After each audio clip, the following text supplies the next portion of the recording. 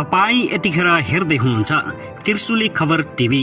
24 घण्टा ताजा खबरको लागि हाम्रो च्यानललाई सब्स्क्राइब गर्नुहोला, नजिक रहेको बेल आइकन दबाई हामीसँग जोडिनुहोला। जापानबाट फर्किए लगतै प्रचण्ड भई आक्रोश, राष्ट्रपतिले नागरिकता विधेयक रोक्नुहुन्न।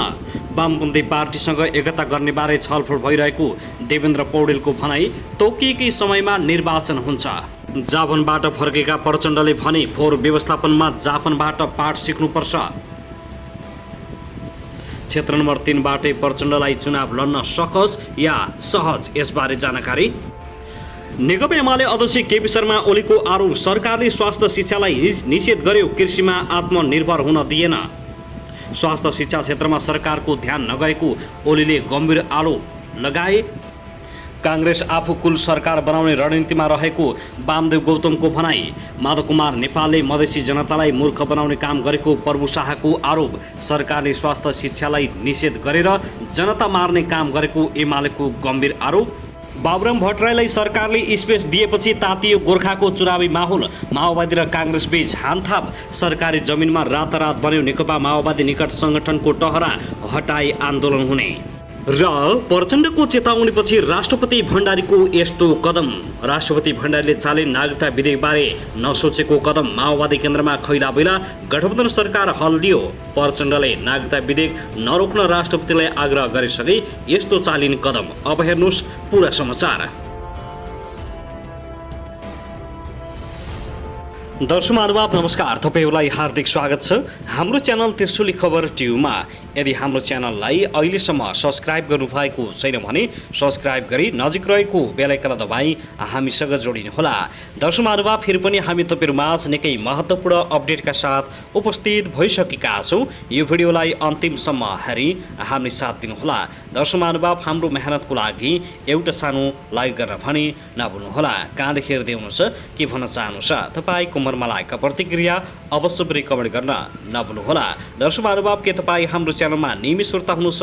यदि नियमित हुनुहुन्छ भने तल कमेन्ट बक्समा नियमित अथवा रेगुलर लेख्नुहोस्। यदि तपाईँ नयाँ हुनुहुन्छ भने सब्स्क्राइब गरी जोडिनुहोस्, ताकि नयाँ अपडेटका साथ हामी तपाईहरुमा छलफल उपस्थित हुने गर्दछौँ। हाम्रा अपडेटहरू तपाईहरूलाई के कस्तो लागिरहेका छन्, सल्लाह सुझाव प्रतिक्रिया अवश्य पनि कमेन्ट गर्न नभुल्नुहोला। दर्शक महानुभाव, राष्ट्रपति विद्यादेवी भण्डारीलाई माओवादी अध्यक्ष पुष्पकमल दाहाल प्रचण्डले चेतावनी स्वरूप नागरिकता विधेयक तुरुन्तै स्वीकृत गर्न जापानबाटै चेतावनी दिएका थिए। प्रचण्डको चेतावनी सँगै राष्ट्रपति भण्डारीले निकै ठुलो कदम चालेकी छिन्, जुन कदमले आम नागरिकमा निकै खुसियाली मिलेको छ। यसबारे हामी जानकारी दिनेछौँ, हामीसँग रहनुहोला, अन्तिमसम्म हेर्नुहोला। दर्शक महानुभाव, त्यसगरी प्रमुख प्रतिपक्षी दल नेकपा एमालेका अध्यक्ष एवं पूर्व प्रधानमन्त्री केपी शर्मा ओलीले सरकारले स्वास्थ्य शिक्षालाई निषेध गर्ने गतिविधिलाई बढावा दिइरहेको आरोप लगाएका छन्। स्वास्थ्य शिक्षा, मेडिकल शिक्षा र उपचार गर्ने अस्पतालहरूको हब बन्नका लागि उपयोगी रहेको मुलुकमा स्वास्थ्य शिक्षालाई निषेध गर्ने काम सरकारबाट भइरहेको ओलीको आरोप छ। आज बुधबार काठमाडौँमा आयोजित कृषि वैज्ञानिकहरूसँगको अन्तर्क्रियामा बोल्दै उनले कृषिको उपज बढाउन प्रविधिको प्रयोगमा जोड दिनुपर्ने आवश्यकता औलाएका छन्। कृषि क्षेत्रको उत्पादन र उत्पादकत्व वृद्धि गरी मुलुकमा आत्मनिर्भर अर्थतन्त्र निर्माण गर्नुपर्ने उल्लेख गर्दै अध्यक्ष ओलीले त्यसका लागि नेपालमा कृषि बजार अभाव नभएको दावी गरेका छन्। स्वास्थ्य शिक्षालाई निषेध गर्ने गरी सरकारी क्षेत्र अगाडि बढिरहेको छ। यसलाई त मेडिकल हब बनाउनु पर्ने हो, मेडिकल एजुकेसन हब बनाउनु पर्ने हो, उपचार अस्पतालको हब बनाउनु पर्ने हो। यो देशलाई यहाँको हावापानी र भूगोल नै ती चिजहरूसँग लगाइदिन्छ। उनले भने यी आधारभूत आवश्यकता परिपूर्ति गर्दै अगाडि बढ्नु पर्दछ। कृषि क्षेत्रको विकासका लागि प्रविधि प्रयोगमा जोड दिनु पर्दछ। यस क्षेत्रमा संलग्न हुने जनशक्ति घटाउनु पर्दछ, जसले यसको उत्पादन लागत घटाउँछ, अन्न बालीको नस्ल सुधार गर्दछ। उत्पादन र उत्पादकत्व बढाउँ, देशलाई पहिलो कुरा त आत्मनिर्भर बनाऊ। अध्यक्ष ओलीले कृषि उपज बढाउन माटो मर्न नदिने काममा सचेत रहन पनि सम्बन्धित पक्षले ध्यान दिनुपर्नेमा जोड दिएका छन्। दर्शक महानुभाव, त्यसैगरी नेकपा एमालेको हाइकमान्ड मानिएको केन्द्रीय सचिवालयमा रहेका 19 जना शीर्ष नेतामध्ये केही नेताले मङ्सिरमा हुने निर्वाचनमा चुनावी प्रतिस्पर्धा गर्न अनिच्छा प्रकट गरेका छन्। खर्चिलो चुनाव, पार्टीभित्र मौलाएको घात, अन्तर्घात र गुडगत प्रतिस्पर्धाका कारण चुनाव जित्न सकस हुने देखिएपछि उनीहरूले अनिच्छा देखाएका हुन्। यसरी चुनावी प्रतिस्पर्धा गर्न अनिच्छा जनाउने शीर्ष नेताहरूमा उपाध्यक्षहरू युवराज गेवाली, अष्टलक्ष्मी साक्य र रामबहादुर थापा बादल तथा उपमहासचिव विष्णु रिमाल रहेका छन्। गेवाली गत 2074 को निर्वाचनमा पनि चुनाव लड्नबाट पछाडि हटेका थिए। त्यसबेला पार्टीले चुनाव लड्न सुझाव दिए पनि निर्वाचन महँगो हुने भन्दै पछि हटेका गेवालीले यो पटक पनि आफूलाई चुनाव लड्ने इच्छा नरहेको बताएका छन्। मलाई चुनाव लड्ने कुनै इच्छा छैन, चुनाव जितेर पदमा पुग्ने भन्दा पनि पार्टी र सङ्गठन राम्रो बनाउनुपर्छ भन्ने मेरो मान्यता रहँदै आएको छ, गेवालीले भने। त्यसैले मैले अहिले नै उठ्दिन भन्न त मिल्दैन, तर मलाई आकर्षण छैन। विगतमा गेवाली दाङ 3बाट निर्वाचन लड्ने गरेका थिए। त्यस्तै अर्का उपाध्यक्ष अष्टलक्ष्मी साक्य अघिल्लो निर्वाचनमा बागमती प्रदेशसभा सदस्यमा निर्वाचित भए पनि यो पटक प्रदेशसभा र प्रदेश र सङ्घ कतै पनि निर्वाचन नलड्ने मनस्थितिमा पुगेकी छिन्। उनले पनि खर्चिलो निर्वाचन प्रणालीबाट त्रसित भएको भन्दै चुनाव लड्न इच्छा नभएको निकटहरूसँग बताउने गरेकी छिन्।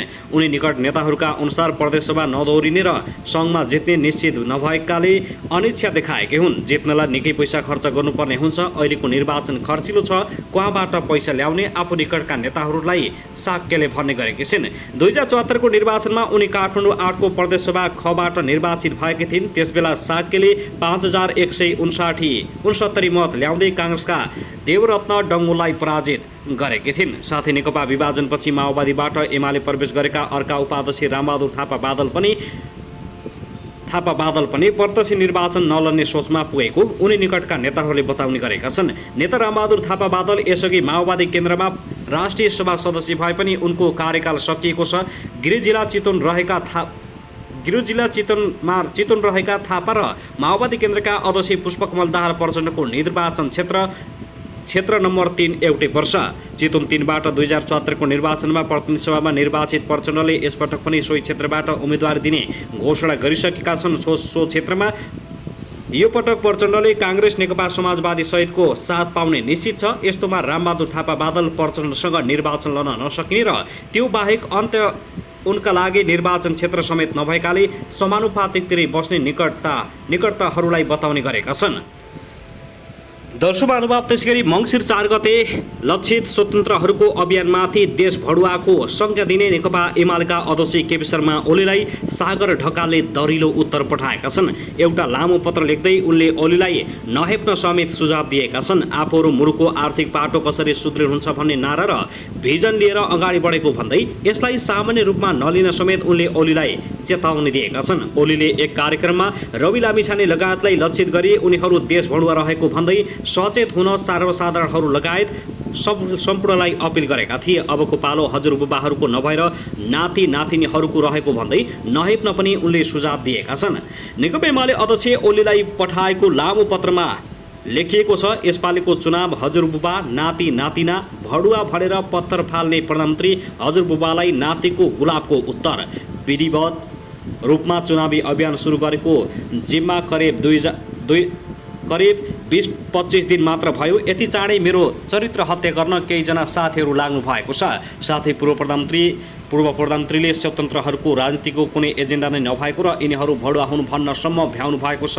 नयाँ सिराबाट राजनीति गर्न खोजेका हामीले यति चाँडै जित्न सुरु गर्न थालेछौँ, खुसी लागेको छ। अङ्ग्रेजीमा भनाइ छ, first day ignore you, second day लन्च at you, then they fight then you with. अर्थात् पहिले मतलब गर्नुहुन्न, त्यसपछि हाँस्नुहुन्छ, त्यसपछि लड्नुहुन्छ, जुन अब सुरु भएको छ। त्यसपछि हामीले नै जित्ने हो। अब भने मलाई हजुरबुबाहरू र नाति नातिना बीचको प्रतिस्पर्धा विधिवत रूपमा सुरु भएको छ जस्तो लाग्दैछ। मैले पहिलो र दोस्रो चरण पार गरिसकेँ। पहिलो र दोस्रो चरण 2-3 महिना अगाडि सुरु भएको थियो, जुन बेला 40 मुनिको भनेपछि विश्वास नै गर्दिन थिए। यस्तो पनि एजेन्डा हुन्छ र भन्थे। एजेन्डा सबैले उठाइदिनु भएकोले युवाको मुद्दा निकै राम्रो गरी उड्दैछ। अब अहिले तेस्रो चरणमा छौँ, अलि गाह्रो भन्ने पक्कै छ। पूर्व प्रधानमन्त्रीहरू सबैलाई ढुक्क आराम दिने अभियान चलिरहेकाले पनि उनीहरूलाई खपी नसक्नु छटपटी भएको हामी देखिरहेका छौँ। हामीलाई सजिलै हजुरबुबाहरूले बाटो चाहिँ छाड्नुहुन्न। हामीलाई थाहा छ अनेक तरिकाबाट पूर्व प्रधानमन्त्रीहरूको राजनीतिमा हजुरबुबाहरूको सिन्डिकेट लागू गर्न एकले अर्कालाई तोडजोडले सहयोग गर्न लाग्नुहुनेछ। तपाईहरू अब घरमा आराम गरेर बस्दा हुन्छ, स्वतन्त्र पार्टीका एक युवाले बताएका छन्। दर्शक महानुभाव, त्यसगरी नेकपा एमालेका नेता भीम रावले सरकारले संविधानमा उल्लेखित कानुनलाई व्यवस्था गरेर देशप्रति बैमानी गर्न लायक परेको आरोप लगाएका छन्। नागरिकता विधेयकको सन्दर्भमा सांसदमा रावले यस्तो बताएका हुन्। यस क्रममा सांसद भीम रावले विभिन्न 77 ठाउँका सीमा अतिक्रमणमा परेको भन्दै उक्त समस्या समाधानका लागि सरकारले भारतसँग छलफल गर्नुपर्ने माग राखेका छन्। नागरिकता विधेयकको प्रसङ्ग निकाल्दै नेपाली पुरुषसँग विवाह गर्ने महिलालाई तत्काल नागरिकता दिने कुरा नेपालको हितमा नरहेको उनले बताएका हुन्, जुन संविधान विपरीत भएको रावलको दाबी छ। बुधबार काठमाडौँमा नेपाली चलचित्र काँडेतारको बारेमा जानकारी दिन आयोजित कार्यक्रमलाई सम्बोधन गर्दै उनले हरेक देशमा विवाह हुने बित्तिकै कोही पनि विदेशी नागरिकलाई देशको नागरिकता दिने प्रावधान नरहेको र नागरिकता प्राप्तिका लागि केही समय कुर्नुपर्ने स्थिति रहेको स्मरण गराएका छन्। त्यस्तै संशोधित नागरिकता विधेयकले देशकै नागरिकलाई अल्पमतमा पार्ने पनि उनको जिकिर छ। हामीले नागरिकताका बारेमा बारम्बार भनेका छौँ, देशभक्त नागरिकले नागरिकता पाउनुपर्छ, तर विवाह गरेर आउने बित्तिकै नागरिकता दिने भन्ने कुरा छ, त्यो हुनु हुँदैन। नागरिकता लिनलाई नेपालीसँग विवाह गर्ने महिलाले 7 वर्ष कुर्नुपर्छ भन्दा भारत विरोधी काम भयो भन्न मिल्छ। यो अत्यन्तै अनैतिक र अराजनीतिक भएको रावलको टिप्पणी छ।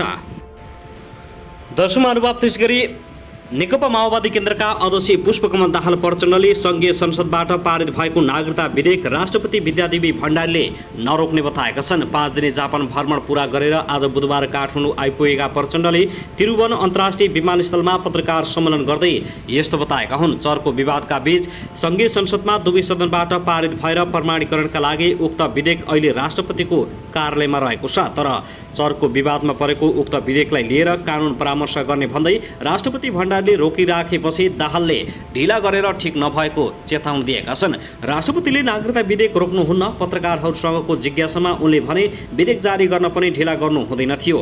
यसअघि जापानमा पनि प्रचण्डले संसदबाट प्रमाणित भएको विधेयक राष्ट्रपतिले प्रमाणीकरण नगरे फेरि सरकारले पठाउने बताएका थिए। जापानको 5 दिने भ्रमण रहेका प्रचण्डले मङ्गलबार त्यहाँ रहेका पत्रकारसँग कुरा गर्दै भनेका थिए, नागरिकता विधेयक राष्ट्रपतिले फिर्ता गर्नुहुन्न। यदि फिर्ता गरे सरकारले फेरि पठाउने र त्यसबेला राष्ट्रपतिले प्रमाणीकरण गर्ने पर्ने दाबी उनको रहेको छ।